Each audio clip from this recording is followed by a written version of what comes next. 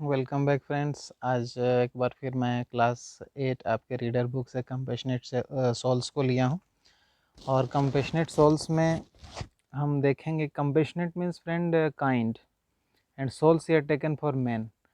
तो जैसे हमारे डीएवी में हंसराज जी हैं और भी कई कंपैशनेट सोल के यहाँ पे हम चर्चा करेंगे। तो एक ऐसे व्यक्तित्व, एक महात्मा व्यक्तित्व का जो व्यक्ति हो जो लुक्रेटिव जॉब छोड़ करके, विदेशों के बड़े बड़े इनकम को छोड़ करके, अपने घर परिवार को छोड़ करके जो समाज सेवा करते हों और दूसरे का ख्याल करते हों, ऐसे रिक्लूस, ऐसे सन्यासी और ऐसे महात्मा पुरुष को हम कहते हैं कंपैशनेट सोल। तो चलो देखते हैं कि आपके रीडर बुक में क्यों दिया है और फिर इससे रिलेटेड आपको क्या वर्क करने हैं।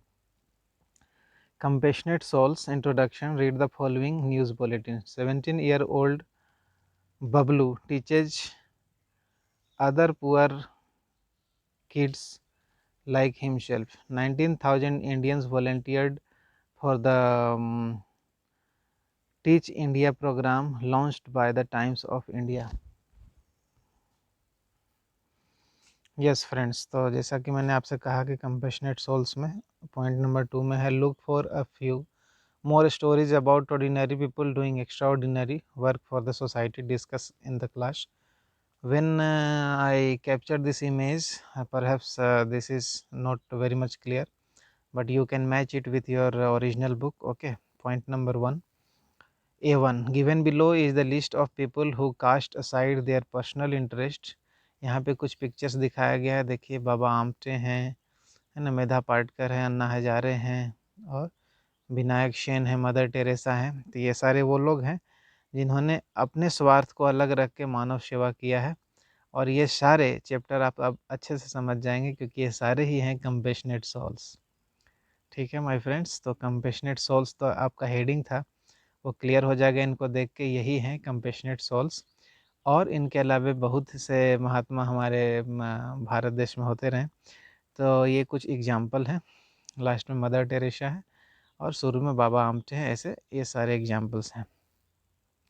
फिर यहाँ पे फ्रेंड्स महात्मा हंसराज जी का जीवनी दिया हुआ है और इसको आप पढ़ेंगे। आपको डीएवी में कभी कंपटीशन होता है, स्पीच कंपटीशन, या ऐसे भी इन महापुरुष का स्पीच आपको देने के लिए हमेशा मिलते रहता है। तो महात्मा हंसराज जी के बारे में बड़ा ही संक्षिप्त और अच्छा जीवनी है और कैसे इन्होंने निस्वार्थ जीवन बिताया, कैसे इनके भैया ने इनको सहायता प्रदान की, कैसे ऑनररी प्रिंसिपल रहे डीएवी ऑर्गेनाइजेशन के। ये सारी बातें आप यहाँ पढ़ेंगे। ठीक है, तो आप इसको ओरिजिनल बुक से ज़रूर पढ़ें। ये सारा उनके बारे में है और फिर उससे रिलेटेड ये क्वेश्चन आंसर है। तो इसलिए मैं इसको गाइड करते जा रहा हूँ ताकि आप इसको आसानी से कर सकें कहाँ पर क्या है आपके बुक में। तो Mahatma Hansraj could not go to Jalandhar because, Jalandhar क्यों नहीं जा सके, ऐसे करके क्वेश्चन है फ्रेंड्स। और फिर unlike Mahatma Hansraj and other people, other noble souls, I am reading high order thinking skills. Okay, a considerably large percentage of youth lacks core virtues like sincerity, compassion, courtesy, and forgiveness.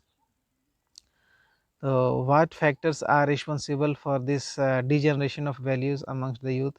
आज के युवा में sincerity, compassion, kindness, courtesy, manner and forgiveness, क्षमा, दया करुणा, क्षमा, ये सारे भाव आज के युवा में समाप्त होते जा रहे हैं। वे इंटॉलरेंट होते जा रहे हैं। क्यों? तो आपको ग्रुप में डिस्कस करके यहाँ पे रीजन्स लिखना है। वैल्यूज़ में दिया है माय फ्रेंड कि ही वाज अ महात्मा। कौन? महात्मा हंसराज, अभी जिसके बारे में मैंने चर्चा की थी। In the real sense of the word, सही में अगर शाब्दिक अर्थ हम देखें महान प्लस आत्मा महात्मा, तो वो महात्मा सही में थे।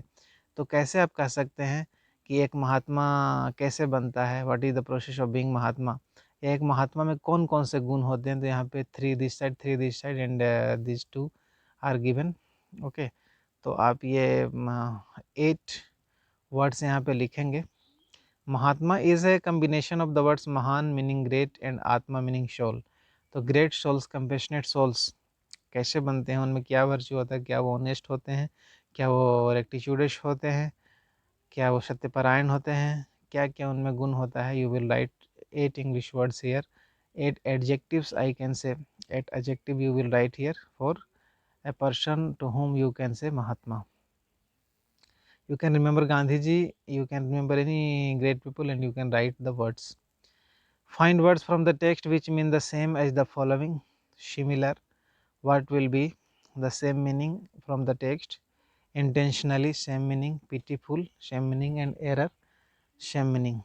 Milk of human kindness, it is an idiomatic expression. So idioms, my friend, you know that idioms शब्द कुछ और होता है और उसके अर्थ कुछ और होते हैं. यहाँ पे देखो बहुत सारे idioms दिया हुआ है. Milk of human kindness and carrying over spilt, crying over spilt milk. तो अगर आप शाब्दिक अर्थ देखेंगे तो क्राइंग मीन्स हो गया रोना, ओवर मतलब पर, स्प्लिट मीन्स बिखरा हुआ, और मिल्क मीन्स दूध. तो अगर कोई दूध बिखर गया हो ज़मीन पे तो उस पर रोना बेकार है, क्योंकि आप उसको समेट नहीं सकते हैं. इसका इनडायरेक्ट अर्थ क्या होता है कि जो बीत गई सो बात गई, माना वो हद से प्यारा था.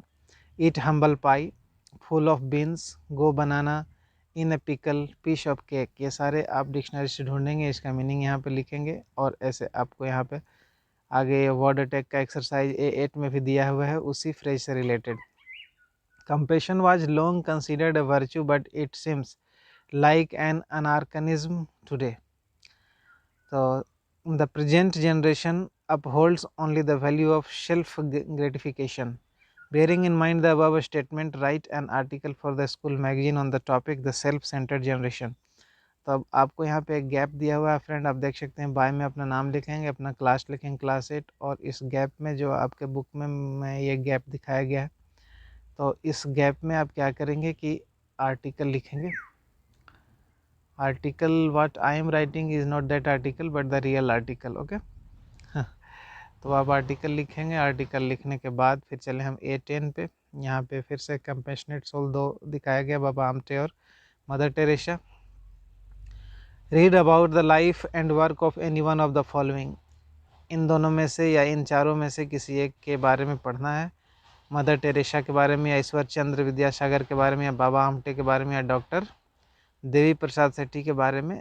और सजेस्टेड रीडिंग है. फिर B1 में दिया है, what would be your state of mind if you found your self in the following situation. कुछ सिचुएशन दिया हुआ है फ्रेंड कि अगर आप सिचुएशन नंबर A, देखो मैं टिक कर देता हूँ ताकि आपको पता चले मैं कहाँ पढ़ रहा हूँ. Situation number A, your car has a flat tyre on busy road.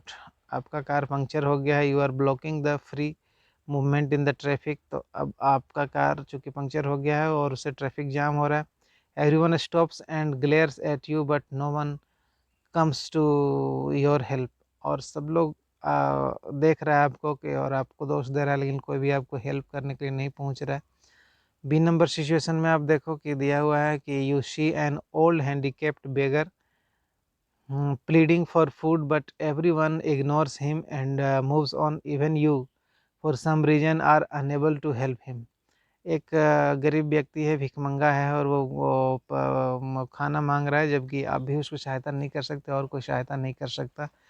तीसरा सिचुएशन है फ्रेंड C नंबर की, in a newspaper you see the picture of a blood stained bodies of the victim of a bomb blast in your city. You cast aside the newspaper and continue doing your work. तो आप देखते हो कि आपके शहर में एक bomb विस्फोट हुआ, जैसे कुछ दिन पहले, 1-2 साल पहले, 4 साल पहले आप घटनाएं सुन रहे होंगे बॉम्ब ब्लास्ट के उधर.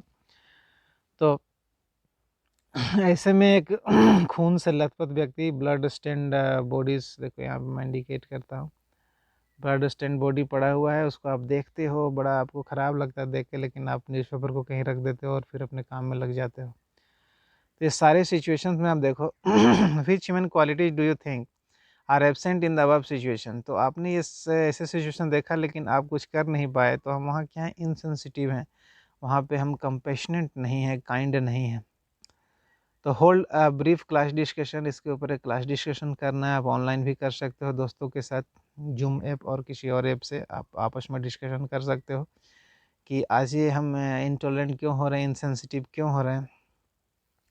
पॉइंट नंबर B2 है, read this poem by William black. बहुत अच्छा विलियम ब्लैक का एक पोएम है friend, which very beautifully highlights the need of humanitarianism. मानवतावाद के ऊपर ये पोएम है. चलो इसको एंजॉय करें. द डिवाइन इमेज, और हमारा इमेज भी द डिवाइन इमेज ही है, हम ईश्वर के प्रतिरूप ही हैं. और यहाँ एक खास चीज़ देखेंगे पोएम में कि mercy, pity, peace and love, M, P, P and L ये सारे कैपिटल हो रहे हैं, जैसे गॉड का जी कैपिटल लिखते हैं। तो यहाँ पे मर्सी यानी दया, काइंडनेस भी ईश्वर का ही रूप है, पीटी भी ईश्वर का रूप है, पीस भी ईश्वर का रूप है, लव भी ईश्वर का रूप है, इसलिए कवि ने इसको सारे को कैपिटल लिखा है।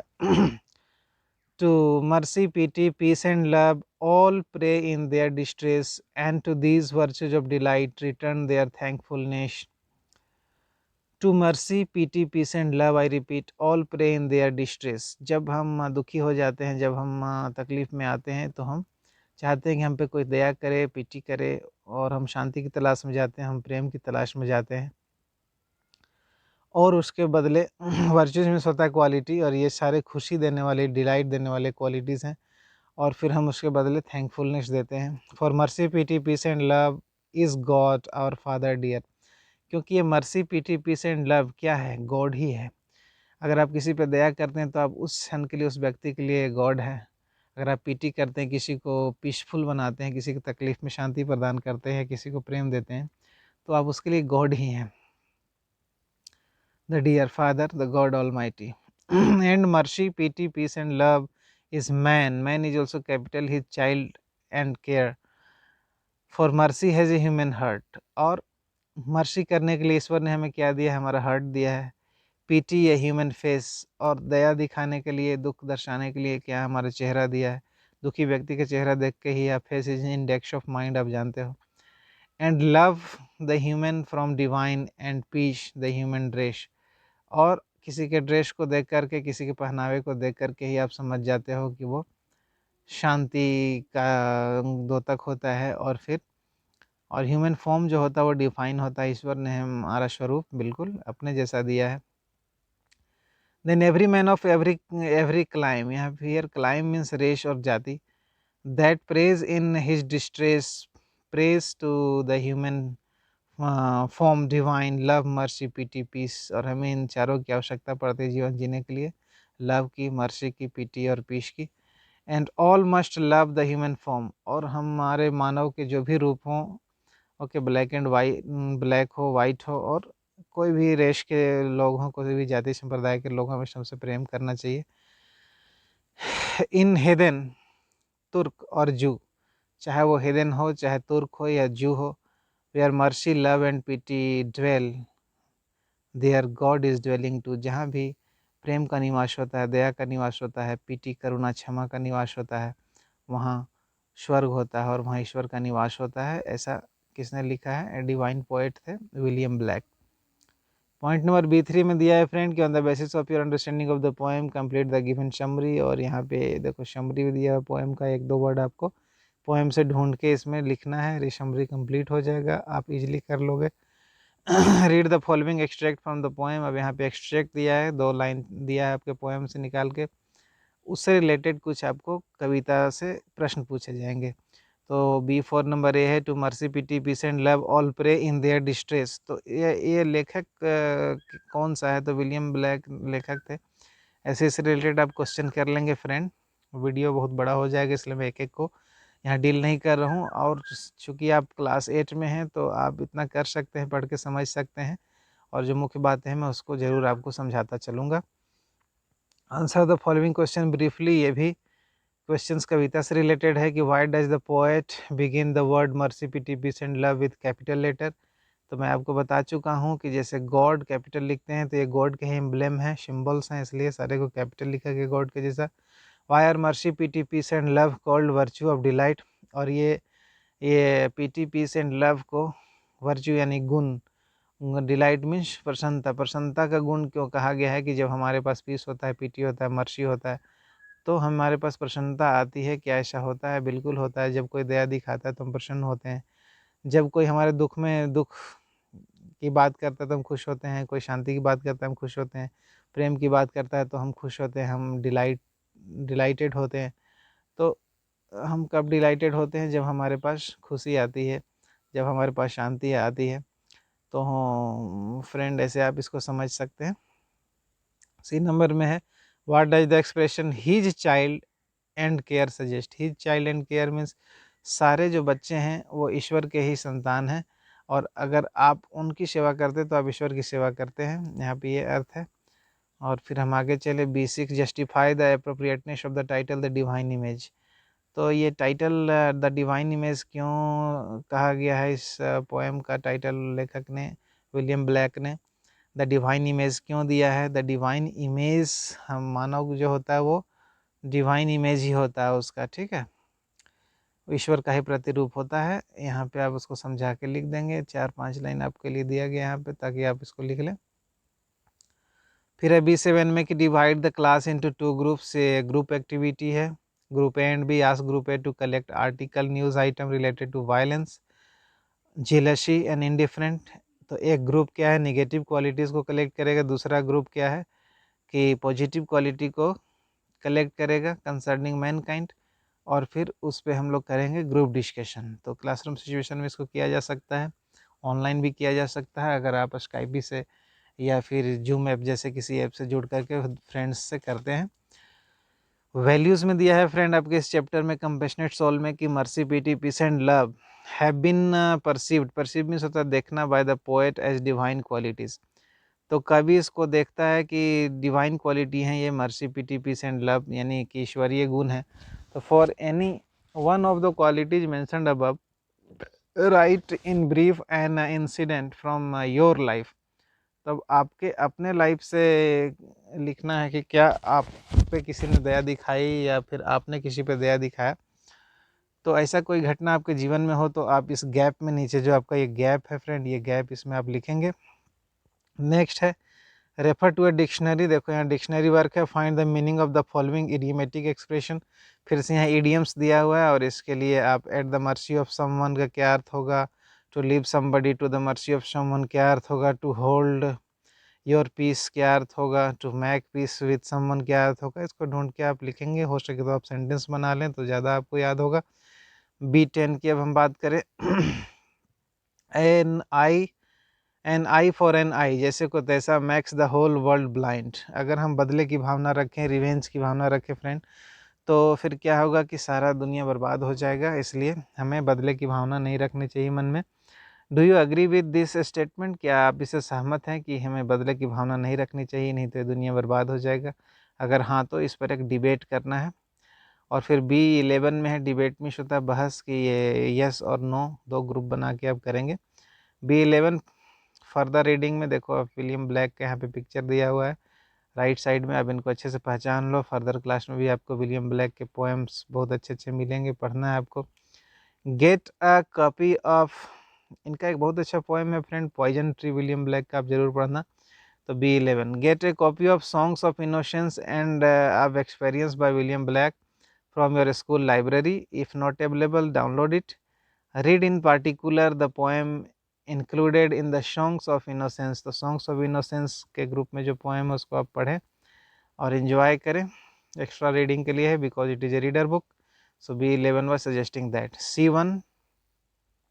C1, have you heard of the term NGO? क्या आप NGO, नॉन गवर्नमेंटल ऑर्गेनाइजेशन के बारे में जानते हैं? अभी आप देख रहे हैं कि जब कोरोना वाली संकट आई है तो कैसे नॉन गवर्नमेंटल ऑर्गेनाइजेशन, सरकार के अलावे भी दूसरे संकाय भी कैसे आके हमारी सहायता कर रहे हैं, अलग अलग दल आकर हमारी सहायता कर रहे हैं।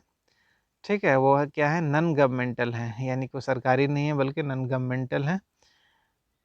तो क्या होगा इसका full form, new government office होगा कि नॉन गवर्नमेंटल ऑर्गेनाइजेशन होगा कि न्यू गवर्नमेंटल ऑफिस होगा? तो नॉन गवर्नमेंटल ऑर्गेनाइजेशन होगा, NGO। Discussion group of 4, the objectives of NGO and their areas of work. Look at the list of the NGOs given below. यहाँ पे देखो CRY है ना, हेल्प एज इंडिया, हाँ, प्रयास, ऐसे कैंसर सोसाइटी ऑफ इंडिया, ये सारे NGO हैं जो लोगों की सहायता करते हैं, तकलीफ में रहने वालों की। एक और एग्जाम्पल यहाँ पर कंपेशनेट सोल का आया है friend, return of the native से डॉक्टर परमेश्वर राव। तो जैसा टाइटल सजेस्ट कर रहा है कि ये परमेश्वर राव ने काफ़ी पढ़ाई लिखाई किया था, ठीक है, पेनिनसिल्वेनिया स्टेट यूनिवर्सिटी USA से पढ़ाई किया था, और फिर वो USA में एक लुक्रेटिव जॉब उनको मिल जाता और वहाँ आराम से अपना शान और शौकत की ज़िंदगी, और यू कैन से अगर वो पर्सनली केवल अपने लिए जीना चाहते तो वो वर्ल्डली लाइफ उनका काफ़ी अच्छा होता। उसको छोड़ करके वो अपने छोटे से गांव डिमली, जो कि डिमली नाम का एक छोटा सा गांव है, वहां आते हैं और फिर वहां पर चंदा करते हैं सब्सक्रिप्शन करके, और वो फिर वहाँ पर एक स्कूल बनाते हैं इस विलेज के लिए। और उसके लिए ये परमेश्वर राव बहुत दौड़ धूप करते हैं कलेक्ट्रेट में, फिर स्कूल को रजिस्टर्ड करवाते हैं और इतना करके उस गांव की हालत को सुधारते हैं।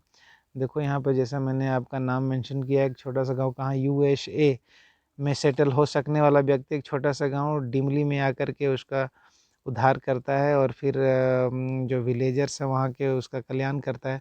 शुरू में तो उनका बहुत अपोज होता है और सब लोग सोचते हैं कि ये अपने स्वार्थ के लिए कुछ कर रहा है, लेकिन बाद में जब सब लोग समझ जाते हैं तो वो राव का साथ देते हैं। और देखो यहाँ पे फ्रेंड दिया है, आप लाइन बाय लाइन इसको पढ़ेंगे, वीडियो विल बी प्रोलॉन्ग्ड, इसलिए मैं लाइन बाय लाइन नहीं पढ़ रहा हूँ, आप इसको ज़रूर पढ़ें। और कोई तकलीफ़ हो आपको तो कमेंट बॉक्स में या फिर मेरे व्हाट्सएप नंबर पे ज़रूर पूछें। Establishing a school in Dimbli became his first priority, ये मेन बात को मैंने अंडरलाइन कर दिया है ताकि आप वो बात समझिए जो मैं कहना चाह रहा हूँ। और फिर उस पहले प्रायोरिटी के रूप में उन्होंने उसको किया। तो अब आगे हम लोग बढ़े। देखो यहाँ के बच्चे खुशहाल नज़र आ रहे हैं, अब डिमली में स्कूल खुलने वाला है, बल्कि खुल चुका है और वो पढ़ रहे हैं। तो ये देखो, डॉक्टर परमेश्वर Rao refused A job in USA, जैसा मैंने आपको कहा था कि USA में उनका एक जॉब था, वो कर सकते थे पढ़ाई लिखाई करने के बाद, लेकिन उन्हें रिफ्यूज़ कर दिया। हिज ड्रीम वाज, उनका क्या ड्रीम था, गांव में स्कूल खोलना। ऐसे ये जनरल क्वेश्चंस को आप कर लेंगे यहाँ से on the basis and of your reading and my hint.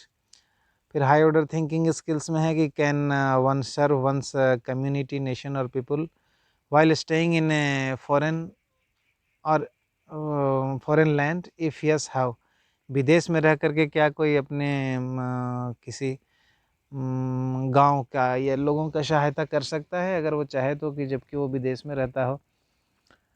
हाँ, ऑफ कोर्स कर सकता है, वहाँ से गांव के संकाय को पैसे भेज करके लोगों की सहायता करके वो ज़रूर वो कुछ ना कुछ कर सकता है। और फिर यहाँ पे वैल्यूज़ है friend, doctor Rao chose social service over a remunerative job. Remunerative job होता है जो बहुत पैसे देने वाला होता है। अब an assistant professor at the university of subsequently return to his native village, और उस जॉब को छोड़ करके राव साहब ने, डॉक्टर परमेश्वर राव ने अपने गांव का सेवा किया। In group of 4 identify the qualities of his character, तो वो कितने महान व्यक्ति थे, कितने स्ट्रॉन्ग थे कि उन्होंने ये निर्णय लिया। और ये निर्णय लेना आसान नहीं होता है फ्रेंड, कि आप अमेरिका जैसे चकाचौंध वाले देश की नौकरी को छोड़ करके आप भारत, वो भी अपने गांव में आकर के और गांव की सेवा करना, इसके लिए बहुत हिम्मत चाहिए। सही में कोई ग्रेट सोल मीन्स महान आत्मा ही ऐसा कर सकता था। तो ये चैप्टर आप समझ रहे होंगे कि इसका नाम क्यों दिया गया है, कंपैशनेट सोल। एक बार फिर हम लोग चलते हैं इसी चैप्टर के लाइफ स्किल पे। Doctor Rao inspiring saga of services and sacrifice inspires one and all to the core. Had you been in his place, अगर आप होते परमेश्वर राव के जगह पे, what would you have done, तो आप क्या करते? क्या आप उस जॉब को छोड़ देते, या फिर giving a lot of money, find words from the passage which means the following, या आप क्या किया करते? तो ये नंबर में है giving a lot of money, तो यहाँ पे क्या वर्ड आएगा? Belonging to one's forefathers, यहाँ पे क्या वर्ड आएगा? आप पैसे से ढूंढ के इसको लिखोगे। Doubting that something is useful, कौन सा वर्ड होगा? An important thing that must be attended to before other things, यहाँ पे आप फिल इन द ब्लैंक्स करेंगे। सी नंबर 9 में दिया हुआ है friend, the given words are similar in meaning to the main word selected from the text, underline the meaning. यहाँ पे बहुत सारे मीनिंग दिया है, जैसे परसुएडेड, क्या अर्थ होगा? कन्विंस्ड होगा क्या? नहीं। टेम्पटेड होगा? नहीं। इन्फ्लुएंस्ड होगा? नहीं। कन्वर्टेड होगा? नहीं। तो फिर हाँ किसको हम बोलेंगे? परसुएड, कन्विंस्ड होगा, टेम्पटेड होगा, इन्फ्लुएंस्ड होगा और कन्वर्टेड होगा। कौन सा इसका मीनिंग होगा ये आप लिखेंगे। कंट्रीब्यूशन का मीनिंग क्या होगा? ग्रांट, गिफ्ट, स्पॉन्सरशिप या ऑफरिंग, कौन सा सुटेबल मीनिंग है? सेंस का मतलब क्या होगा? फैकल्टी, फील, पॉइंट या अवेयरनेस, क्या अर्थ होगा? डिटर्मिनेशन का क्या अर्थ होगा? यहाँ डेडिकेशन होगा कि विल पावर होगा कि कमिटमेंट होगा माय फ्रेंड, की फर्मनेस होगा? डिटर्मिनेशन मीन्स फर्मनेस होगा क्या? चलो आप ये देख लेना, मैच कर लेना। मैं अर्थ इसलिए नहीं बता रहा हूँ, मेरे पास 12 आंसर बगल में रखे हुए हैं, लेकिन मैं आपको इसलिए नहीं बता रहा हूँ क्योंकि फिर आप मेहनत नहीं करोगे, और अगर आप रेडीमेड लेते रहे तो आप क्लास 8 में हो और फिर रटंत विद्या हो जाएगा आपकी, आप ढूंढेंगे नहीं तो फिर आपको याद नहीं होगा। So friend, you must do it when you feel problem. Do ask me, but you do it yourself. I am giving you further hint, don't worry. Yield means profit, agree, produce और submit क्या होगा, C10। तो मेरा जो video का ये box है friend, मैं ठीक उसके नीचे पढ़ता हूँ और लाइन को आगे बढ़ाता जाता हूँ ताकि आपको समझ में आए कि मैं कहाँ पढ़ रहा हूँ। C10 work in groups of 4, है ना, and discuss the following points. Who are good Samaritan. Good Samaritan हम किसको बोलते हैं? गुड सैमरिटन वो व्यक्ति होते हैं, कंपैशनेट सोल के अंतर्गत ही हैं, जो अपने तकलीफ उठा करके दूसरे की सहायता करते हों। What qualities makes a person a good Samaritan? Do they still exist? क्या अभी भी गुड सैमरिटन अच्छे व्यक्ति दुनिया में होते हैं जो दूसरों की सहायता करना पसंद करते हो? Is the rapid change in our society leading to an increase in self seeking individuals? क्या बिल्कुल आने वाला समय बदल गया है कि हम सेल्फ सीकिंग हैं, केवल आई सेंटर्ड हैं, स्वार्थी हैं? Now organise a jam, just a minute, JAM session in the class. One student from each group will speak for a minute on the topic decline of good Samaritan। आजकल अच्छे लोगों की कमी हो रही है, इस टॉपिक पे वो कोई बच्चा बोलेगा या आप खुद बोल के उसको प्रैक्टिस करो। C11 में आपके पास एक CD मिला होगा फ्रेंड, तो उसको आप सुन लेना। You have read about Dr. Parmeshwar Rao who opened a school in a village and thus helped the children. Now listen about Hemant Chhabra. अब हम पढ़ने जा रहे हैं हेमंत छाबरा के बारे में, जो कि साइकिल सांटा हैं। वो क्या करते हैं कि पुराने साइकिलों को कलेक्ट करते हैं फ्रेंड। यहाँ पर प्रोजेक्ट वर्क है C12 में, आप इसको कर लेना वी केयर के नाम से, और फिर यहाँ पे वी केयर पे आपको लिखना है। इसके बाद 4 सेट्स ऑफ ह्यूमन बीइंग यहाँ पे है। 4 सेट्स ऑफ ह्यूमन बीइंग में यहाँ 4 sets means 4 theories of Gautam Buddha is given, कि 4 तरह के लोग होते हैं दुनिया में, किस किस तरह के लोग होते हैं, इसको आप पढ़ेंगे। वीडियो प्रोलॉन्ग होने की वजह से मैं उसको नहीं पढ़ रहा, आप इसको जरूर पढ़ेंगे। It is easy enough to, just below my video clip I am my portrait I am reading, it is easy enough to be pleasant When life flows among like a song, जीवन जब गीत के जैसा चल रहा हो तो खुश होना आसान है। But the man worthwhile is the man who can smile when life goes dead wrong।